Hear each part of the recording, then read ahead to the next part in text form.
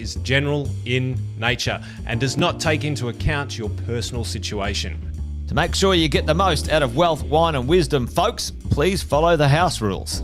Don't be a wallflower, get involved in the chat and enjoy this episode of Wealth, Wine and Wisdom.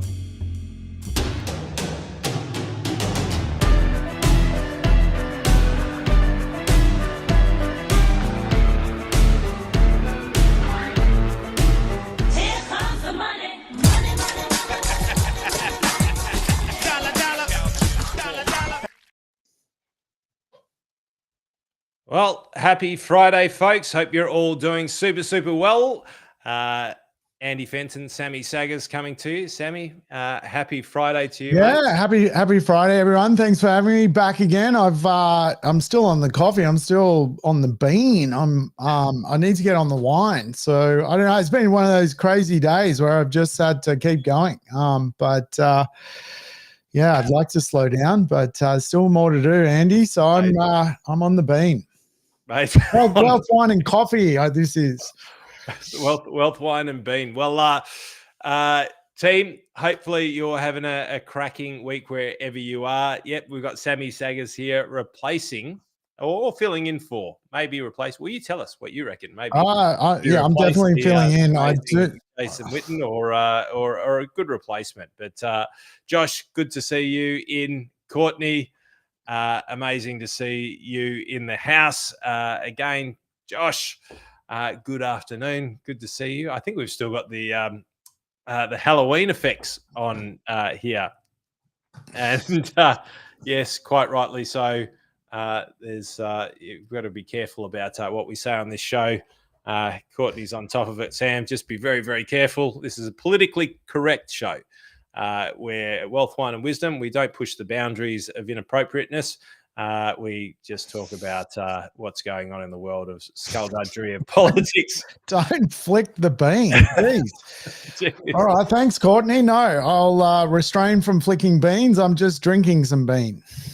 Well, welcome everybody, including Sam, for today. For those of you who are joining in for the first time, welcome to another episode of Wealth, Wine and Wisdom. My name's Andy Fenton. We've got the amazing Sam Saggers, who I'll introduce in a moment. But if you're just tuned in, you're going, well, why the hell are we here? What are we listening for? Are we just watching a couple of blokes drinking wine? Yes and no.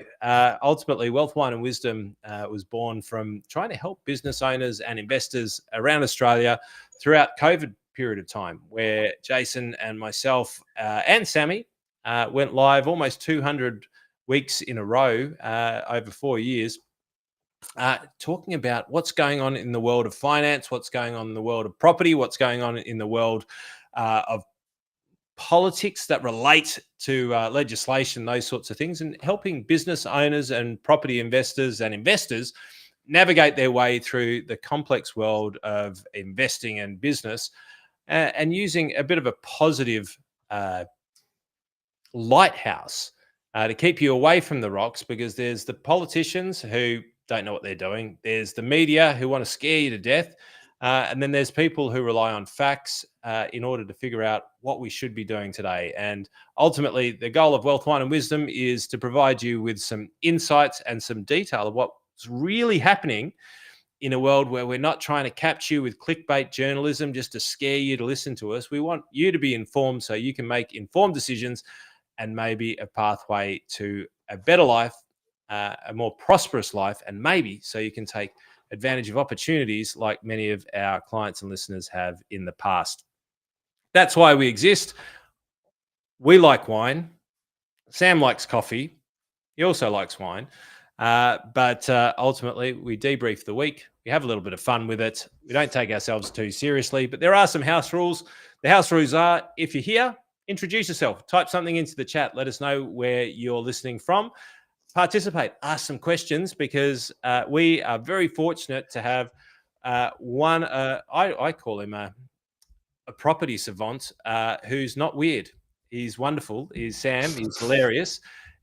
When it comes to property, when it comes to building in Australia, when it comes to residential property in Australia, there's very few people who have studied or know this market better than our mate Sammy Saggers. So we're super excited to have you here today, mate, and listen to a little bit of what you have to say about what's in the news, what's happening in your life, and what should we be looking at in order to be able to navigate our way through business, property, the journey of wealth. So, mate, firstly, welcome. Welcome. Andy, thank you. As a big introduction. I can see Josh has started reading the book. Thank you, Josh. I've got the book here. So little plug. Well, let's give it a plug. Give it a bit of a plug. The Australian Property Game, folks. If you get onto Amazon, I think you can get it. You can even play the dollar. If the dollar's up, it's about $16. If it's down, it's about $18. But Amazon, you can get it through there. But thanks, Josh. Give it a read. Let me know what you think. I'm very curious. But thanks, buddy, for reading that. Well, mate, I'll find it, but give it a decent plug, Sam.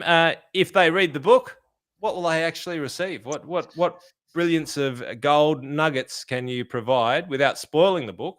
And I've just whacked it into the chat. Look at you. You're right on it, Andy.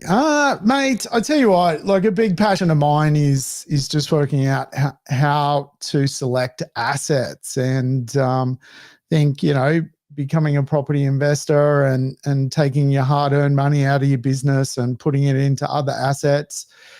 I've always taken it pretty seriously. I'm pretty honored that people give me the opportunity to help select assets alongside them. And so the book really just goes into a lot of detail around, what makes a significant property investment. Kind of also goes into a little bit about, the system itself, like what is Australia? Why is real estate the backbone of Australia? How did we get to where we are, where real estate is really such a topical thing? And really most Australians' wealth is in this thing called real estate. And really what next? What's going to happen as we age as a society? Where are we going to go? Where does the money go? Where does the capital flow? How capital flows work, whether it's, gradient capital flow, circular capital flow, where does the money actually end up? And really a lot of that has to do with how and where we can invest. So there's a lot of detail in the book. I definitely think it's worth a bit of a read if you love your property investment. I think you'll enjoy the book. Well, mate, if it's half as good as the presentations you give when you come and speak to our exit planners, alumni, and even your amazing crew at Positive, it'll be an incredible read. I remember reading one of your last books and plugging it from stage straight after I read the first 4 chapters, and there was a 4-part model on the 4-city strategy, and I'll never forget it, mate. So jump onto it, have a little bit of a look. We don't normally plug things here, but you've probably got it in your social links now, but it's Sammy Saggers. It's available on Amazon. What's the name of the book again, Sam? It's called The Australian Property Game. So I've got a few people reading it. There we go. Sass, you're halfway through. There you go. What do you think so far? You're liking it? I suppose you have to say yes. It's good idea. Blah, blah, blah, blah. Are these questions? No, these are massive comments, Sam. They're all in massive admiration of your book. But hey, listen. There you go. Well, it's not a book launch here, so I'm stealing the show here. But, look, it's great, mate. I appreciate your work. I've listened to a lot of it. I love the fact that you were one of the people who first quoted Harry Markowitz, who probably should never be quoted ever.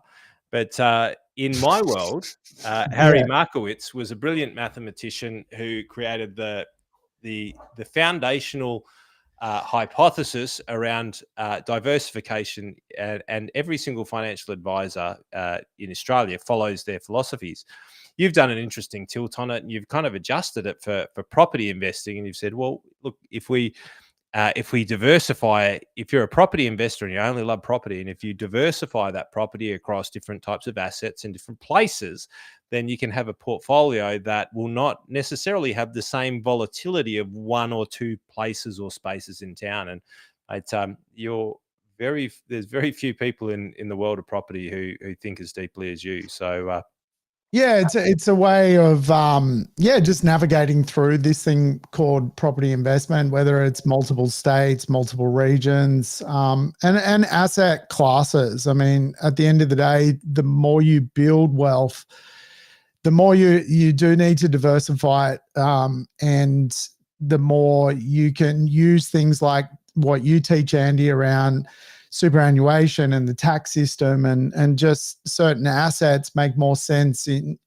certain structures. And so yeah, it's I guess what I've learned from you and Jason, and really the exit plan going along to that. I mean, I think building wealth is just one part of the puzzle, but then you got to work out how to actually hold on to it. And you guys have done a really good job at sort of distilling how to actually hold on to your wealth, but also make it really efficient in the right structures. And it's just stuff which I don't think anyone could actually go on, like, you couldn't find that stuff for yourself. It's virtually impossible to actually know that kind of stuff. No one's really teaching it. So kudos to you guys, because you've found some pretty incredible information that people need to understand. So thank you, really, mate. my job's easy. Mine's just choosing real estate.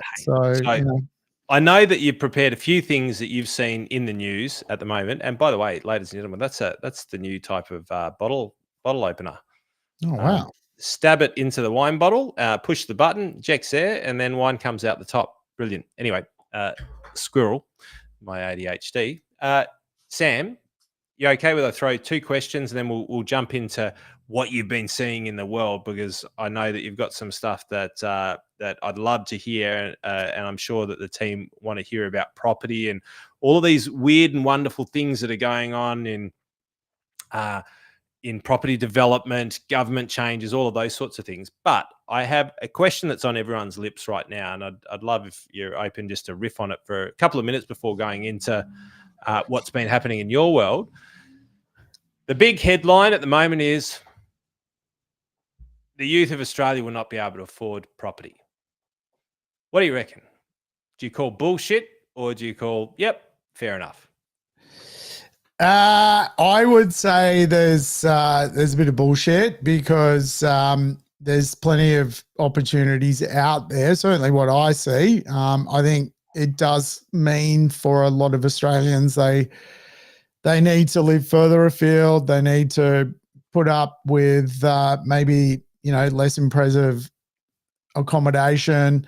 But it's nothing new here. I mean, I know when I first bought a property, I bought it with a girlfriend at the time. We didn't even like each other, but we knew it was a financially, good decision to back each other and just get into the market and get going. So there's a level of sort of overcomplication, but there are some affordable pockets around Australia. And to be honest, with what's going on with the federal government at the moment, co-investing with the federal government, and even the first homeowner guarantees, I mean, there's never been really a better time to give it a bit of a nudge.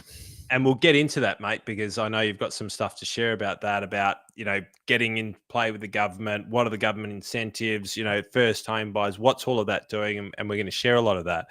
I'm glad you said it, because I didn't want to release my hand earlier, because I've seen so much stuff on the media at the moment of Gen Xers will never be able to afford to buy a house, or Gen Y, or whatever. I've forgotten how many generations there are. But Sam, do you remember when you were 18 and you were looking at the housing market, and did you ever go like, I'm never going to be able to afford to buy a house? Because I know I fucking thought there's no chance. Yeah, of course. I think everyone sort of listening, we've all been through the same sort of era where you start out in your work career, you're not earning the maximum amount you possibly can. Real estate looks pretty daunting and expensive, and you've just, there's plenty of properties to get on to the property ladder. It's just whether people just got to maybe sort of take a reflective look at, maybe it's not about social status. It's about actually just getting a property and get going. But, certainly with things And like that was the way, right? Like that, your parents bought into outer suburbs, and if they wanted to go in, they went into inner suburbs, and they bought to outer suburbs. And the other part was the big missing piece is everyone forgets about inflation. And it's like inflation catches the rising tide. And yes, for this period of time, and this is my perspective for what it's worth, uh, at this point in time, there's a bit of disequilibrium between mortgage prices and mortgage cost based on asset values and how much people earn. But that's because inflation kicked throughout COVID. But eventually the two actually normalize, and then they get out of whack, and then they overtake each other again. And the idea that young people will not be able to own property is insane on two sides, because inflation will take care of it, a large part of it, as long as the government don't screw it up. And two, there's a massive transition. There's the balloons. There's a massive transition of wealth from the people who own property. They will die, and they will pass that property on. And it's how they pass those properties on that is that massive wealth transition. And I see these headlines, and they're made to scare people, but I call bullshit on them every time I see them, because I'm like, no, we're actually in opportunity territory more so than we are anything else at this point. And look, Andy, astute young people are out and about right now buying real estate in droves. In fact, some of the figures coming through of, the auction clearance rates at the moderate end of the market. In fact, a lot of the growth at the moment is coming from the most affordable end of the real estate market, and that's a measurement of demand. People are really responding to 5% deposits, buying real estate. So, look, there's going to be winners and losers in every economic shift, and the people that sort of get into it right now will definitely win. Certainly, is it going to be less affordable a year from now, 2 years from now for the next wave? Well, it was the same when I bought. Like I bought maybe 12 months behind when I should have. I paid more than the previous person. So these things are just a cycle. Everything's a cycle, and it'll end up end up in a place where, as you say, there's all sorts of ways to keep real estate affordable, whether you start to see even 40-year home loans, which will again start to just change the cost of owning real estate. And exist in other parts in the world, which Australians don't understand. These already exist everywhere. But here's the other thing. When do you remember, and then we'll get into what's in the news for you, Sam, but when do you remember last, how long ago was it, where you could put a 5% deposit down? And do you remember a point in time when you could put less down to buy a house? Well, it's interesting. And, I was talking to Kang, our sort of head mortgage broker, and what's really fascinating, Andy, is the government's obviously come out with the ability to do 5% down, and effectively they'll guarantee the rest, which is, like obviously just a government guarantee. Eventually you've got to remove that guarantee off the actual title of the property. But what's interesting, Kang was saying that a lot of lenders now are virtually going to 100% loan because they see the opportunity of effectively making the money out of the situation which is unfolding, as opposed to letting the government do the heavy lifting, just get the money into the bank. And of course, we've seen this all the way back, where there was just, obviously things like, the GFC and so forth, where there was, a little bit, maybe too much lending going on. But we're back at this point where there's virtually very good leverage to get into the marketplace. In fact, investor loans are up a lot at the moment, which I think the regulators will keep an eye on. I mean, one thing I know that we were hoping for was a relaxation on the 3% buffer from a lending perspective that borrowers have to account for when they do go borrow money. But that's not gonna change. That's not gonna change. This is the Oh, mate, what I can tell you from my line of the desk of being in banking, I call it a misspent youth, which is probably the most corrupt I've ever been, which is working with the banking sector, is that when the bank are willing to place bigger bets, other than if you're in America and the subprime, it's typically, especially in Australia, based on the capital APRA legislation. It's because they actually see that they're not taking risks. They know that they can give 100% loan on a place because they know in 2 or 3 years' time it's going to be worth a hell of a lot more than what it was before. And otherwise, they don't take the risks. But yeah, I just wanted to address that one, Sammy, because that one's been coming, and Courtney's saying here, never, it's never going to be cheaper again. And if you pretty much go back over history of both share markets and property markets, other than a massive downturn, it's very rarely ever cheaper than it was before. But Sam, what's been going on in your world? What's been happening in the news? Like, take us through what you've been seeing, what you've been witnessing, and yeah. Well, look, in Wealth, Wine, and Wisdom spirit, I know you guys like to riff about the the four horsemen, whether it's APRA, whether it's the ATO, whether it's the banks, or the greatest menace of them all, the government. But I think one here which kind of has blown my mind is APRA has had to look at the banks and starting to audit the banks, because all of us think we have offsets set up against our family homes, and the banks in their banking system have failed. Making, yep. Yeah, have failed to actually link offsets, and so people think they have an offset right now on their family home, but they've just got money sitting in another bank account, actually not linked to the offset itself. And so APRA has started this big investigation. What's super interesting, Andy, is the ANZ Bank basically 4 years ago was basically fined for this actual thing.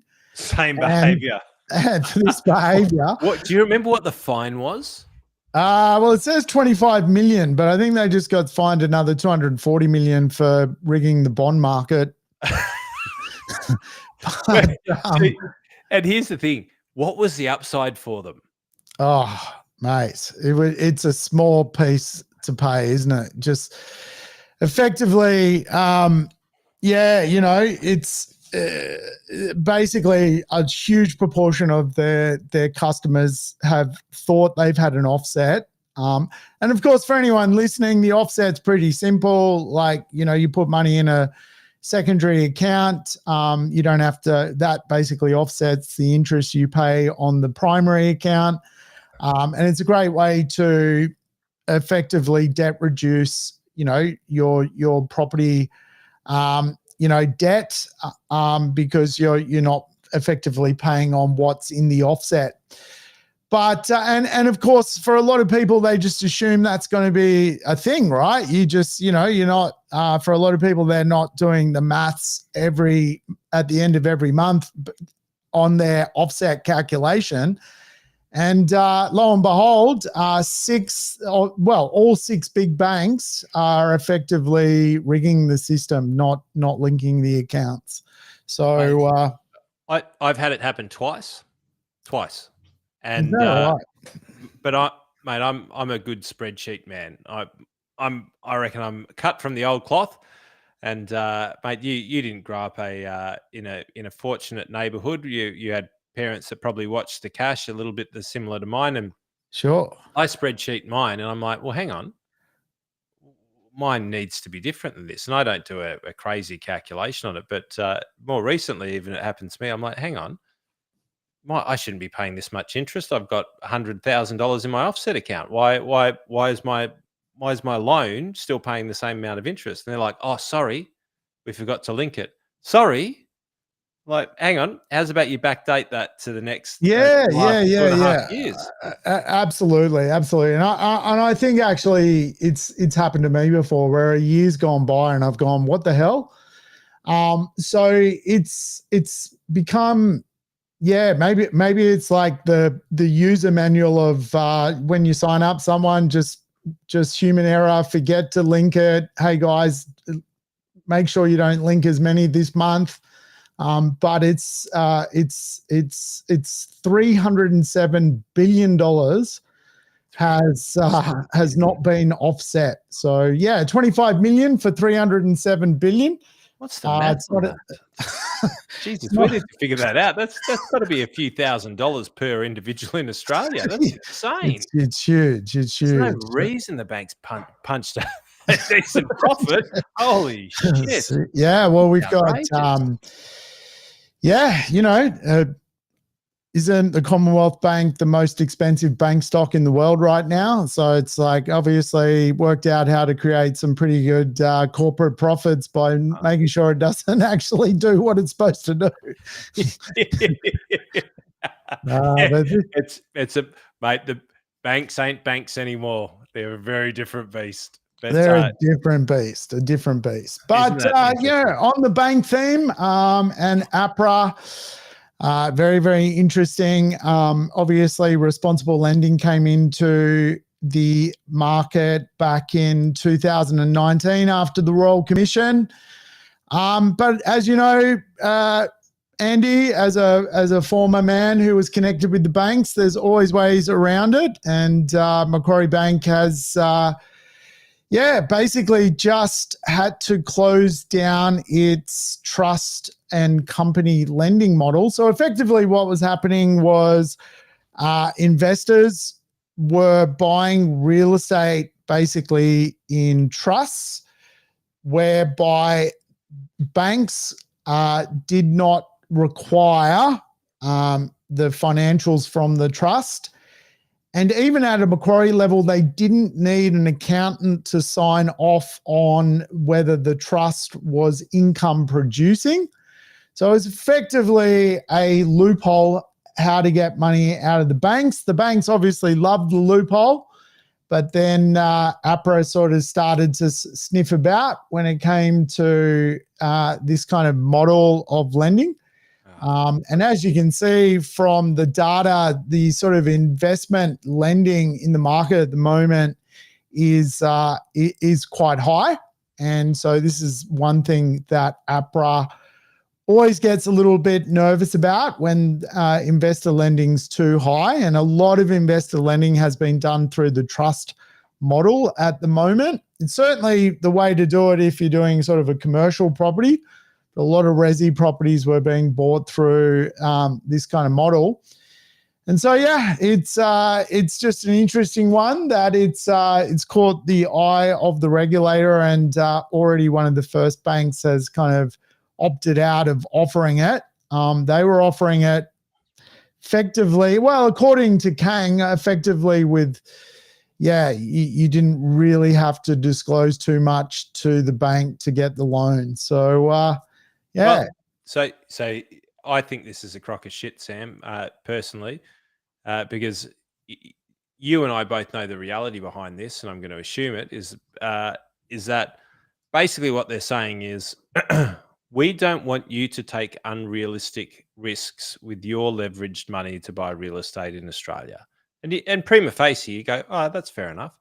We want international hedge funds, international investment managers, and Australian super funds to take unrealistic risks, and we will allow them to leverage themselves up to the eyeballs in order to capitalize on the lowest supply of property in Australia's history, which will potentially lead to the greatest gains.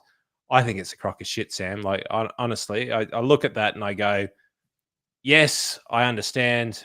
But on the other side, I go, Jesus, like, buyer beware, because if you cannot pay back that mortgage, then what happens?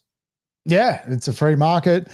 Well, I mean, this is one which I've always thought, there's a level of where, you are deemed a sophisticated investor. And I actually believe in Australia, sophisticated investors should be exempt from the same servicing calculations. As you build wealth, you start to comprehend it. And I just think that, there's a level of sophistication and education that a lot of people find themselves in. And we know that ASIC deem a sophisticated investor to be someone with a certain net worth and a certain income profile. And I think, at the end of the day, a lot of the regulation is just tying up people who can actually get on with their life and make a difference in this world, and just holding good people back from actually getting ahead further by tying them up with over-regulation. So, yeah, I'm kind of with you. I reckon it's outrageous. I do think that buyer beware. Like, do you know, Sam, that Molly Meldrum about 15 years ago fell off a ladder?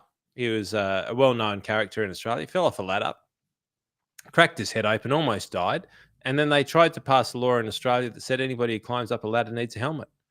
It's like, if we get to that kind of level, are we like, at what level does Darwinism not take over and go, you're too stupid to own a property, you're too stupid to climb a ladder.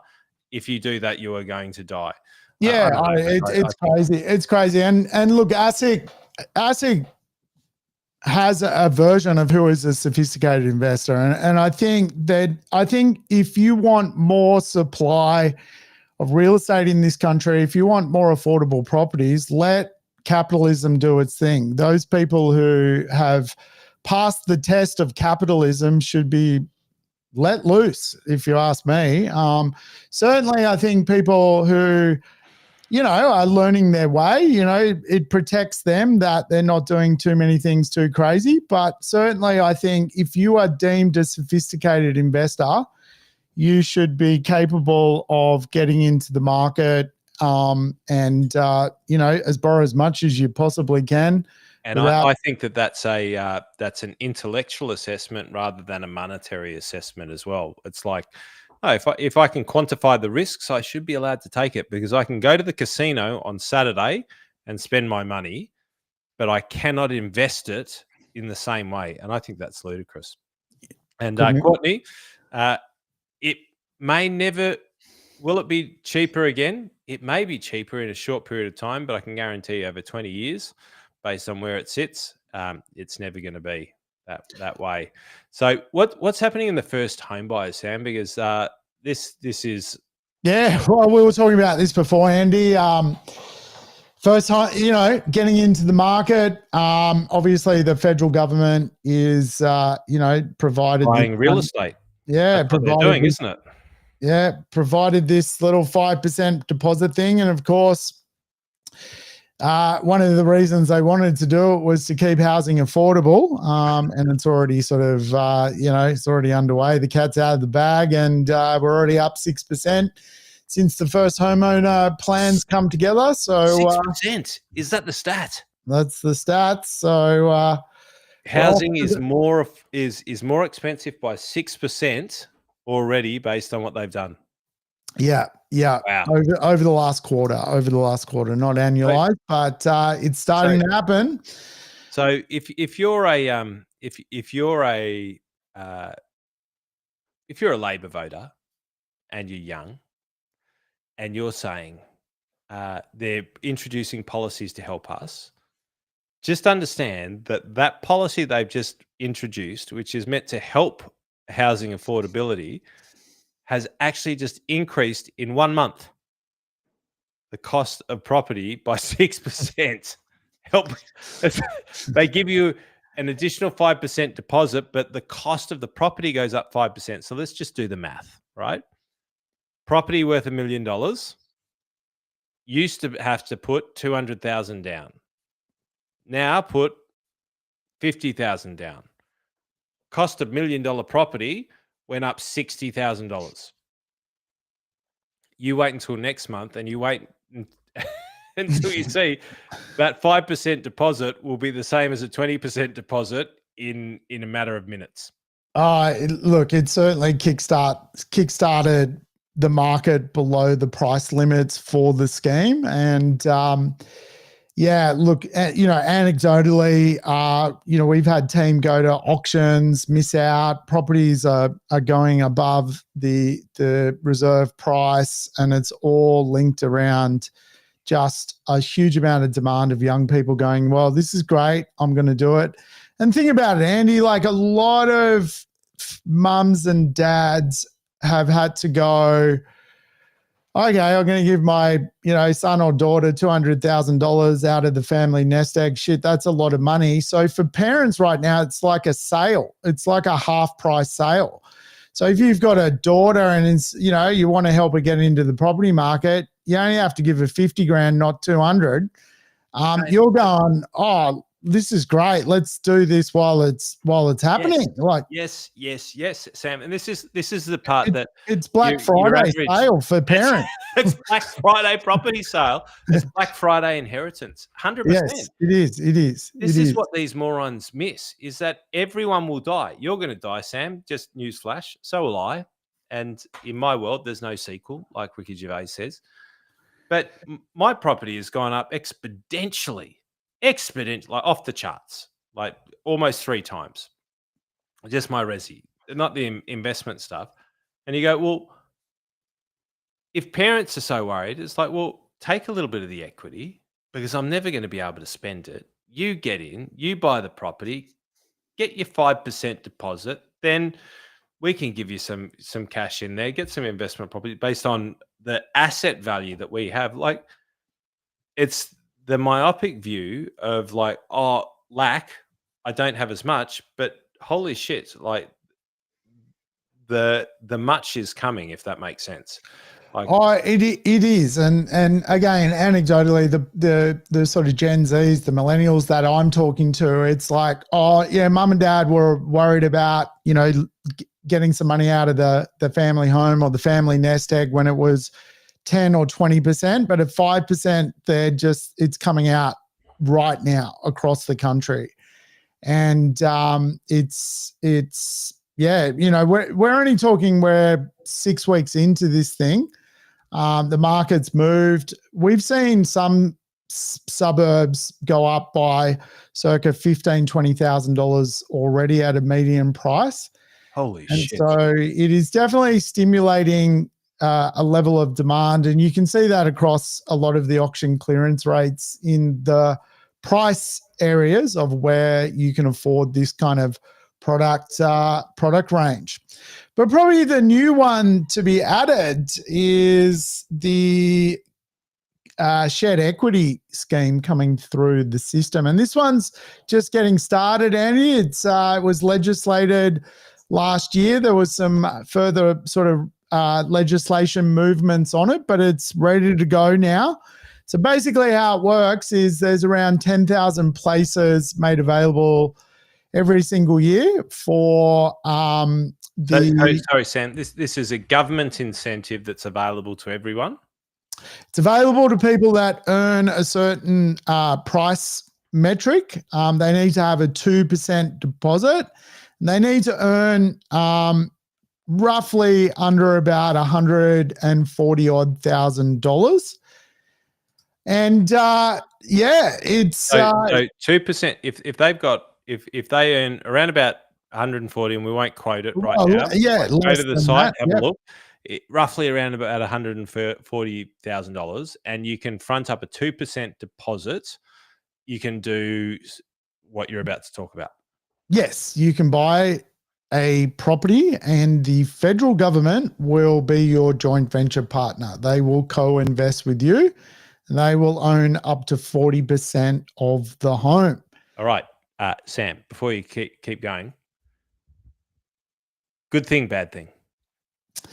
Look, I think for a lot of people who struggle with the, I guess, security around lease tenure, I think obviously it's going to help some people get into the market who could otherwise not do it by themselves. And I'm talking about single parents, potentially, one or two children struggling to, just find the right rental accommodation. So I certainly think there's some good in this. Do I think the government owning real estate with you is a preferred thing for Australians? I don't think they want them anywhere near it.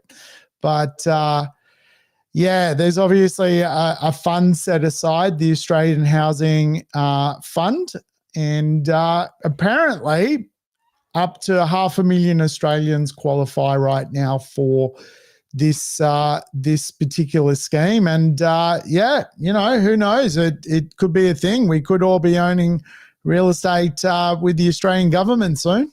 So 2% deposit. Whack it in the chat, team. Would you buy something with a 2% deposit? Because if you do whack it in the chat, it takes a couple of minutes for it to get to us. But I think this is something that I'd like Sam to riff on for a little bit, because this is intriguing and interesting. Well, what's your views, Andrew? What do you think about owning real estate with the government? Well, I've always said in my world, and I've been wrong for periods of time, but I've never been wrong yet over time. In that getting in bed with the government when it comes to investing is a bad idea. That's my view. End of story. That's my view. I'm not sure if you share it. We didn't talk about this beforehand. I might be going against things what you believe, but my belief is just give me a nod if you're on the same page. Let's go. Well, yeah, I mean, I can't imagine investing with the government myself, but hey, look, we're all in different, different places and living in a different reality. But yeah, I hear. I mean, I'm going to put a caveat on mine. I'm going to say as an investor, because I've had investors in NDIS, I've had investors in agribusiness, I've had investors, and I don't say that people I put into it, people have come to me trying to get out of these things. I've had investors in different types of property development schemes, and when they're related to the government and the government subsidy of that scheme, when the government doesn't care about your cause anymore, then your asset values typically plummet. Good and that's point. The problem. And that goes the same with renewable energy through to most people won't remember, but back in the late 90s, there was a push on green. But green back in the late 90s was build more forests, not build more windmills that cost more in carbon production that they do in carbon saving, like whatever your views are. But back then it was like, let's produce more farms, let's produce more carbon absorbing things. And there was this thing called the 2020 vision in Australia. And then the government subsidized heavily investment in that industry. I think it was $3.8 billion worth of Australian money. You and me, Sam, like your average Joe, we lost it all. If you invested in it, every last cent, I think there's maybe 4 or 5 small schemes that I know today that survived. And that's my experience when governments intervene in investment. Yeah, well, it's not necessarily a free market capitalism, is it? So I get it. I get it. I mean, one of the challenges for that income profile of getting home ownership co-invested with the government is the government will take a guarantee over the home, and to remove that guarantee, you would have to have a sizable income shift to actually refinance the government off the guarantee. So you're fairly well taking for most of these people will be owning a piece of real estate with the government till they either sell it or move it on. Or till you die. Yeah. All right. Yeah. Or you die. Yeah. And if we look at this, this is a classic example. So Can you take me through the graph, Sam? Like I can see these big bars here, and there's tiny little yeah, orange parts, and there's tiny little green parts, and there's Victoria, New South Wales, Queensland, South Australia. But what does all that mean? So this is the buyer support available today. So when you said before, can you get into the market if you're a first home buyer? This is an extreme example of all three schemes working together. So you've got the 5% first homeowner deposit against the $700,000. This is a $700,000 townhome. You've got stamp duty relief by the state governments for across the various states, and then you've got the federal government home buyer program. So from a $700,000 townhouse, effectively you could use of government taxpayer money. You could use, for example, in Queensland, $327,000, which is a combination of the federal government's 40% co-investment, the state government's stamp duty concessions, and the 5% deposit guarantee, which the state governments and federal governments will effectively pay for your lender's mortgage insurance. So you could have, there's a lot of guarantees over your. Which, by the way, Sam, by the way, who introduced mortgage lender insurance? Was it the banks or was it the government? That's a good one. I don't know the answer to that. Andy, you tell me. It's the government. They introduced it. They said that it's irresponsible to lend at those levels, and the Australian Prudential Regulatory Authority said that if you are to go above these levels, then you need insurance to do that. And who do you pay the insurance to?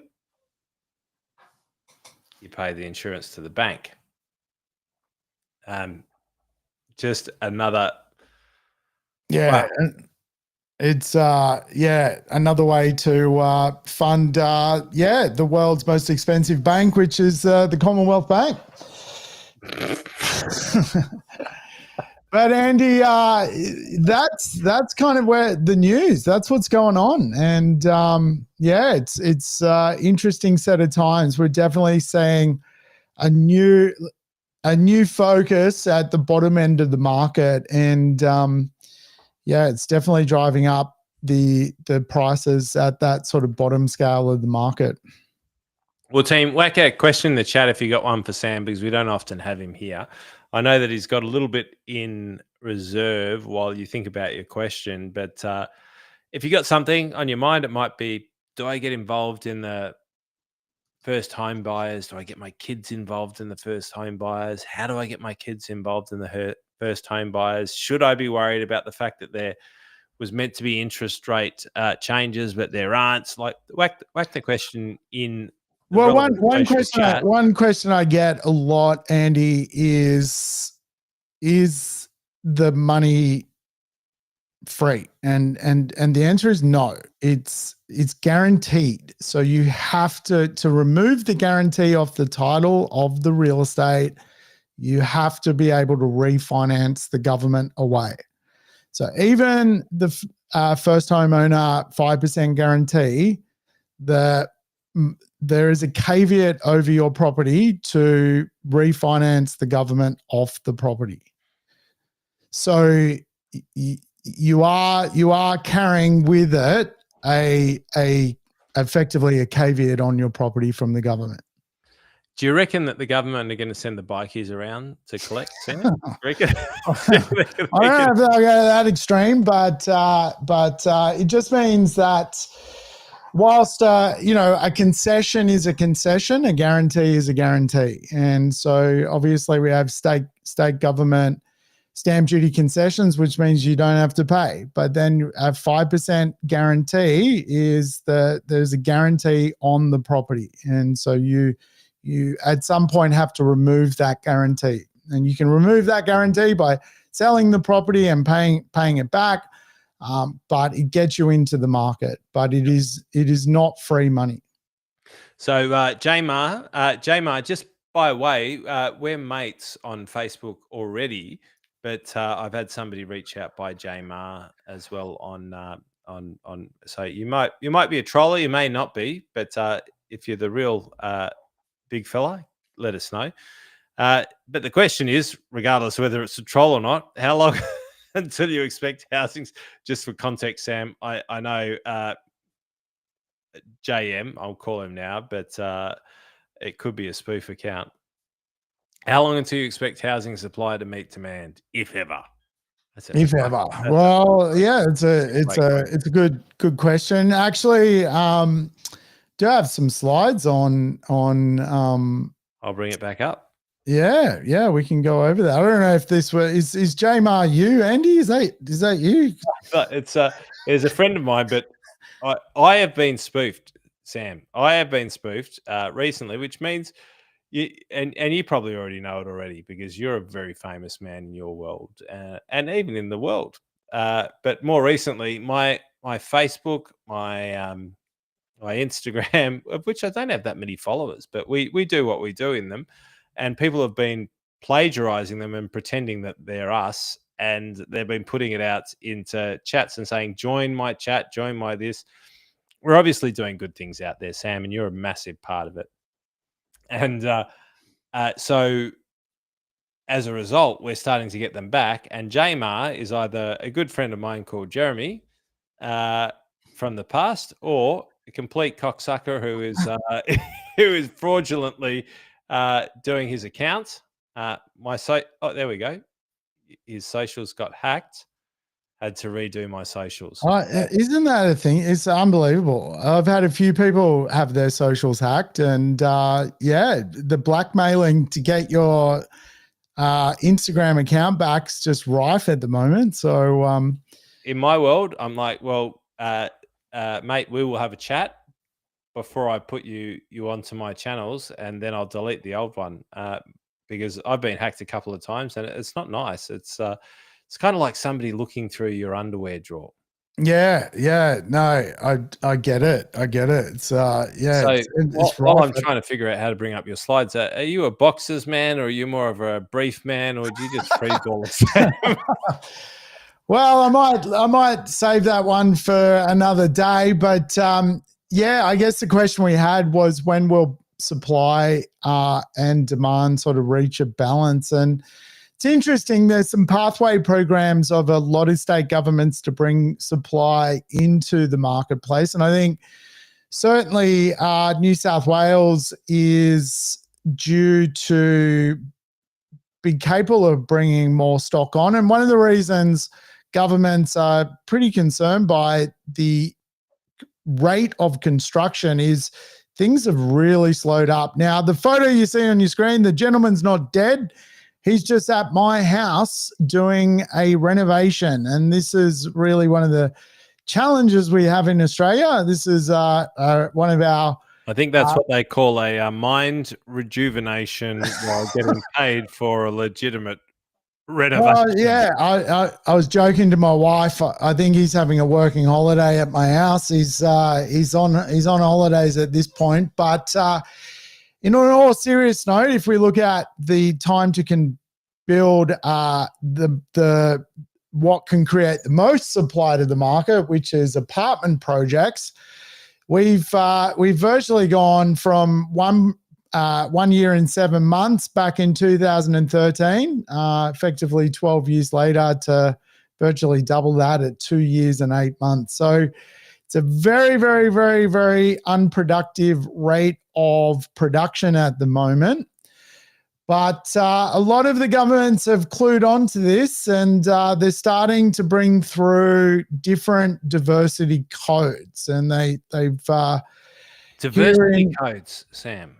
Yes, diversity codes. So we now have different levels of zoning inside of our states. And New South Wales really the leader at the moment, where basically just about every housing block in New South Wales has become a duplex block.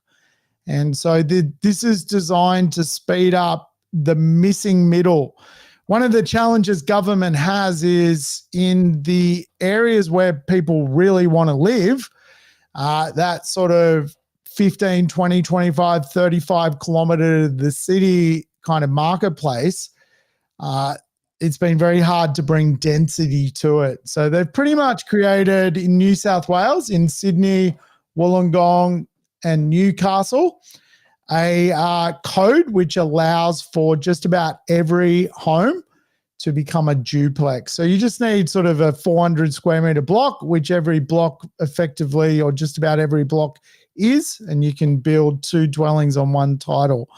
So that should free up a level of supply. And then we're also seeing in Victoria a new second dwelling, or sometimes known as the granny flat legislation, come through the system. Good one. So now in Victoria, a lot of houses or a lot of the local government areas have to approve a second dwelling on a block of land. And so going back to that sort of question, the Pathways program, we're seeing rezoning happening anywhere around train stations where you can get up to 12 stories, about 600 meters from train stations, about 6 stories. And then further than 600 meters, you're getting the Pathway program of effectively 2 dwellings on one title, whether it's a granny flat or whether it's a duplex. And then you've got this other interesting thing, Andy, which is the Pathway Pattern Playbook, where effectively you can buy architectural plans for a duplex or 2 properties on one title for a little as $1 from the government. So they'll provide you the working drawings and you can give them to your builder. And it's all designed to do it so it's a little bit cheaper and faster, which is quite interesting. Because the biggest challenge... Well, normally, Sam, you wouldn't trust the government initiatives to sit the right way on a toilet seat. Would you trust the design?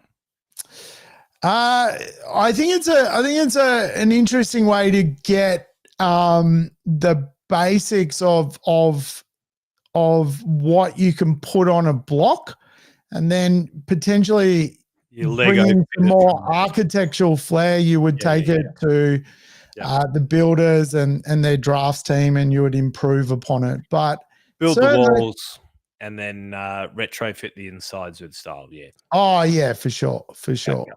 So it's a good net bad. I think it's a good initiative because there's a lot of density that can be done right, and I think density done right is a good thing.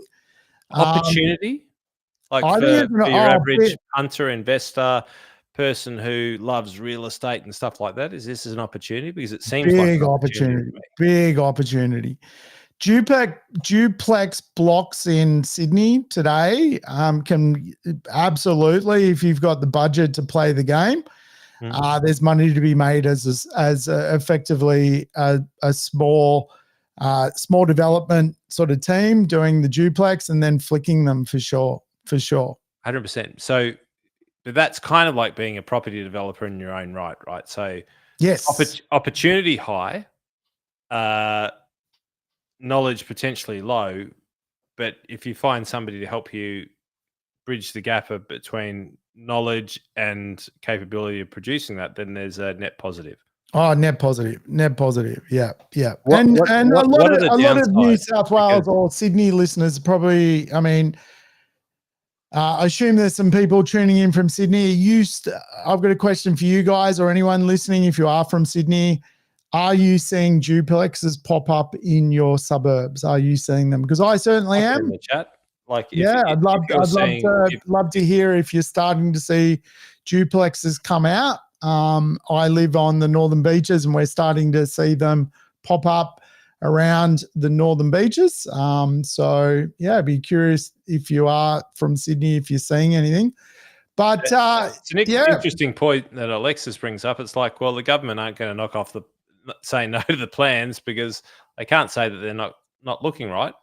So that's a good part. Well, Build the facade as the that's way why that it they is. exist. So you can't get the approval rejected effectively. So they are pre-approved for plans. So your building permit is ready to go.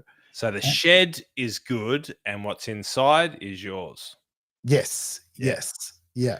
Yeah. Massive opportunity. What are the big risks with that, Sam? Because like I see that, and the first time you mentioned that, which was a few months ago now. Oh no, it was a month ago. You mentioned that, and I thought, Jesus, every single person in Sydney should be doing this, or every single person who should.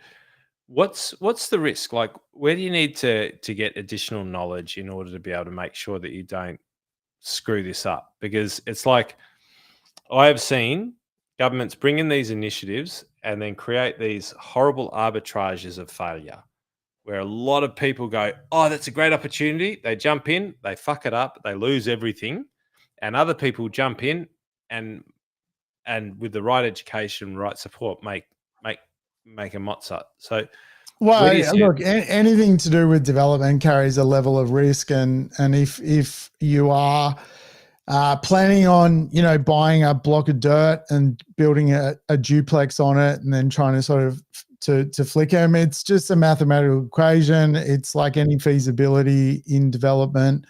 Same concept. The easiest thing to do is just sort of reach out to property people and get some opinions on what you're doing, and make sure that you're heading in the right direction when it comes to the maths of the asset.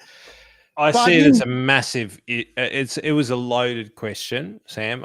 I've been in a lot of government initiated programs, and when Collins Street people pretend that they can farm, they cannot, and it shits the bed. But the farm still exists. And when your average person who has no idea of how to handle tradespeople get in and start doing property development, it is a recipe for disaster. But the in my view, based on my experience, and I don't know anything about property in the non-commercial space, so in resi space, but I'd be going like, have a chat with the team, understand what the risks are because it's significant, but there's significant opportunity that is here, and I'm wondering, like Sam, do you agree, disagree? And happy for you to call me an idiot because I'm a share guy more so than a property guy, but I'd kind of go buyer beware. What are your thoughts? Oh, look, it's always caveat emptor in the real estate market, always buyer beware. But yeah, look, at the end of the day, real estate investments, there's opportunity out there. Not every block in New South Wales is going to be a great investment. It's just the way it is. But I guess from a perspective of the original question around supply, certainly government is working out how to fix the middle ring of our cities, that middle suburban ring. Because on that, Sam. What's that? Do you reckon they figured that out, or do you reckon they're trying?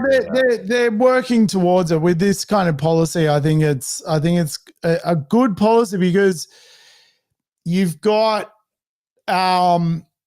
it's very difficult to put apartment complex in these kind of areas, and so they're just not designed for it. But bringing in some townhouse style or duplex style product will increase the density. So you reckon it's one way to deal with the NIMBYs, put it that way, Andy, because for far too long we've had sort of I guess much older Australians kind of block people from living in middle suburbia, and certainly I'm seeing a lot of older suburbs where there's just like young people don't exist anymore, and I think it's a really good thing from a just like transformation of keeping those suburbs alive and vibrant, just bringing people who can afford not a whole house but half a house into those kind of neighborhoods is a good thing. What did you call it? NIMBY? The NIMBYs, not in my backyard. And you're saying that you believe that there's, I'm going to summarize, correct me if I summarize wrong. massive wealth saying you're not allowed to be here, so go somewhere else. Yeah. Yeah, love to rich show people them. like being rich, and so you just send people elsewhere, right? That's the simple. You make the zoning so impossible that they can't live near you. You keep your Isn't the houses. zoning set by the government, Sam? Well, the zoning is set by the government, and that's the thing: is these tightly held areas are hard to get into from a zoning perspective. So that the Pathways program has now put the density on the train lines, and Makes sense. the more affluent areas, which are tightly landlocked, they've just basically opened up them to duplexes, which are going to be on top of hills or next to lakes or close to the exactly. ocean. All So those- it's not easy. It's not like every house is going to have a duplex, but it does allow for that sort of middle tier market to exist, which I think is a good thing. 100%. And I think that's so great because, like, you've traveled a bit, Sam, and I've barely spent any time in Australia in my 30s. And one of the things that I've noticed is that you go to any major metropolis in Europe, in America, Canada, London, anywhere pretty much in the Western world, and real estate is unattainable for your average person. Like, that's a fact. Go to Barcelona, go to Portugal, go to the main cities. You will not be able to buy them. Like, it's just Krakow. I'm looking at the moment. It's about 1.2 to buy what I want to buy in Krakow in Poland. So you go anywhere in the world, and by the way, 1.2 in Krakow is about closer to $4 million for a 2-bedroom apartment in Poland. That's when you adjust the dollar equivalent. And you go, well, the world gives you a whole lot of these examples along the way. And in real estate, it's not my thing, it's Sam's. But it's one of these things where you go, well, is it expensive? According to who? Is it expensive? Will it be more expensive in the future? Well, maybe not. But if you find times in future where it's been a hell of a lot lower over a period of time, and that includes the share market for more than 15 years, well, please give us a buzz because love to hear what that is. Unless it's a Nigerian bank account or a random third party from around the world. But Sam, if you were to give one bit of wisdom in the wealth, wine, and wisdom, of which Sam and Jason and I have tried to adhere to Sam's heathen warning, which he said it was wealth, wine, and whinging bastards. Wealth, wine, and wisdom. If you were to say one bit of wisdom that your average punter could take away today, what would that one bit of wisdom be? Oh, mate, I always just say property is reliable. Just people are the unreliable part, Andy, and just get yourself into the market, hold on to your assets, leave it alone, go do something else with your life, and just come back and let property do its thing, mate. So for me, it's always as simple as it sounds. Property isn't the problem. It's usually the human being. So, and that comes down to education. That comes down to your network. That comes down to, how you can deal with wealth. And a lot of people just mentally just struggle with it, and you got to put the effort in. And so for me, the wisdom is actually making the effort to build a team, to be part of a community, to educate yourself, to listen to the podcast, to read the books, because property is not the problem. Property is never the problem. Property is just a vehicle. It's just a vehicle. It's just something that you can grab onto and leave alone and come back, and it'll pay for your future self. So that's my wisdom, as simple as it sounds. Mate, it sounds pretty wise to me. So if you're in your social channels, say thanks, Sam. Give him a bit of a a bit of applause in the backgrounds. But mate, thank you for joining us tonight. If you'd want to know more about how to play the game a little bit better, reduce your taxes, invest better, well, mate, it's not really even about investing better. It's about just doing it. If you're a business owner or you're a property investor, click on the Freedom Machine. Come and hang out. We'll talk about how to reduce your tax, how to keep more of what you make, and how to play the game of business, mostly on the business side. We'd love to hang out and have a little bit of a yarn. But Sam, thanks for joining us today. The team have loved having you on board. We love having you on board. And ultimately, here's the thing.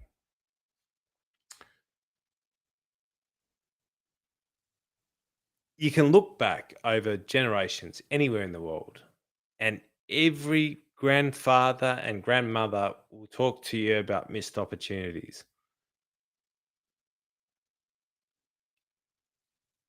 The question you should be asking is, why did you miss the opportunity? Because that's the difference between the people who risk it and win, and the people who don't risk anything and never end up anywhere different. And you may end up in a really great place.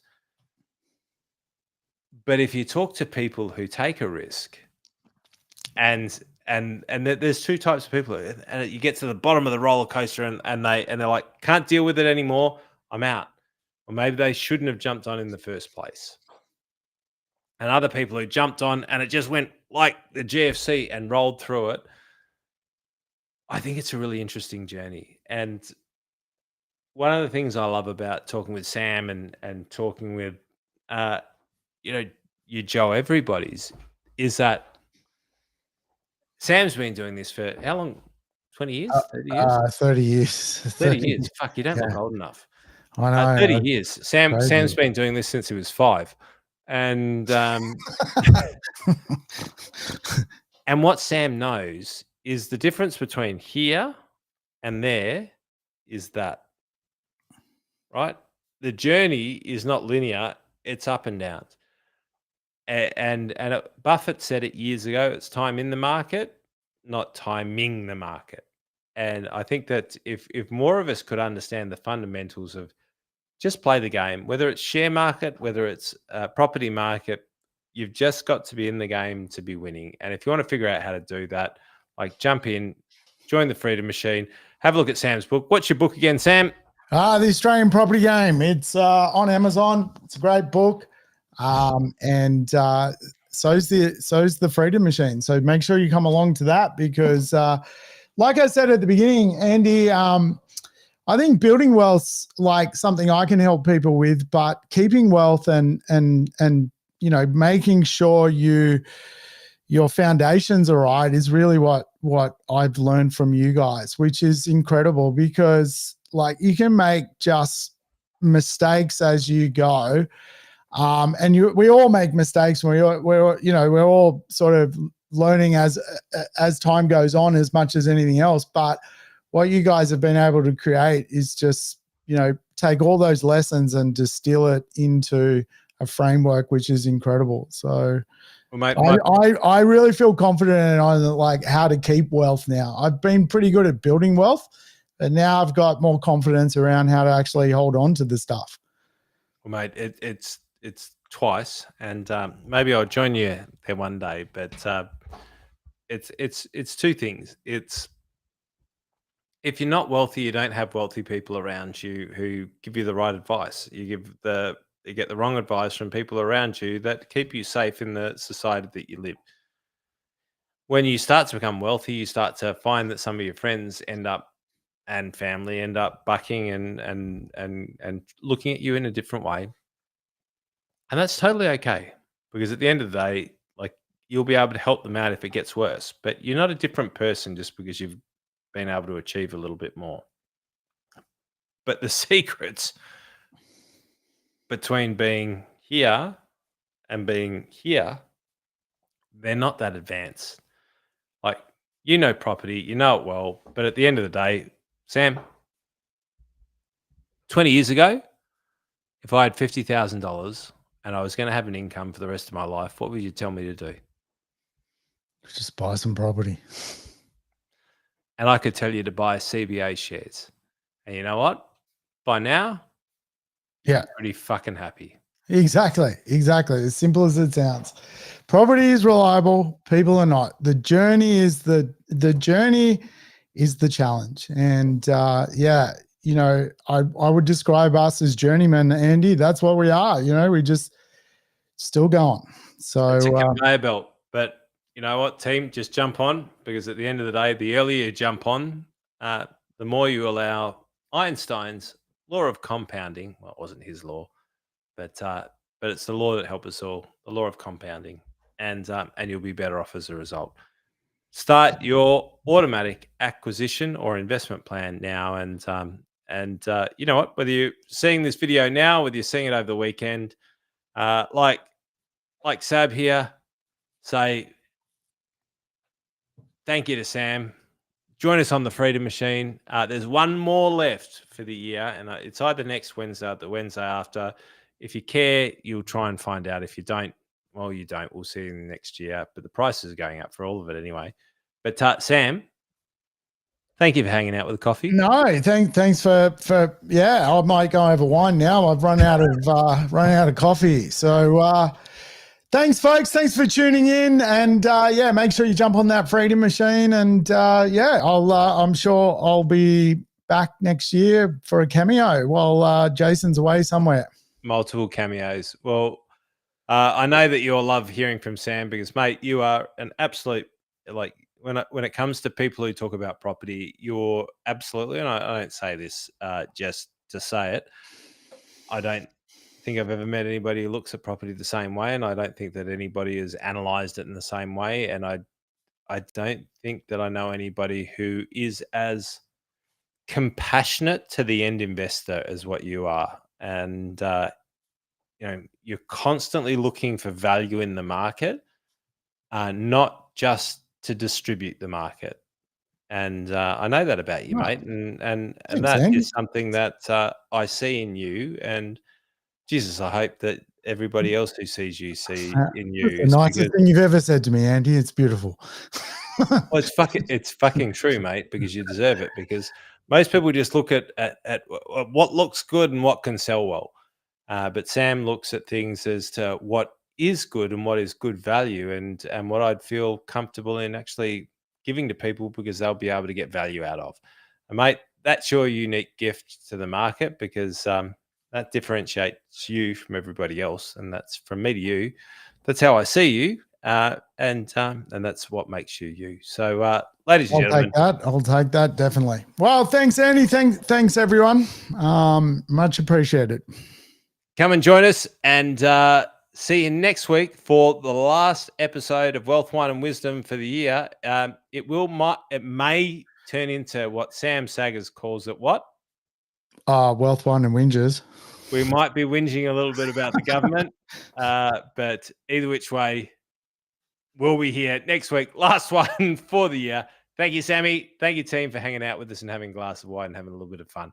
We'll see you all next week. Thanks for watching another episode of Wealth, Wine and Wisdom. Make sure you like, subscribe and turn on the notifications so you never miss a thing, folks. We'll look forward to seeing you next time.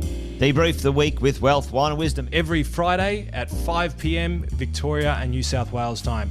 We know that Queensland, South Australia, WA have different time zones, as does Darwin, but we're sure that you can do the calculations depending on whether it's daylight savings or not. You can also catch up on all the episodes wherever you get your podcasts. Make sure you check out the Positive Mentor podcast from our 6-star team at positivementor.com.au.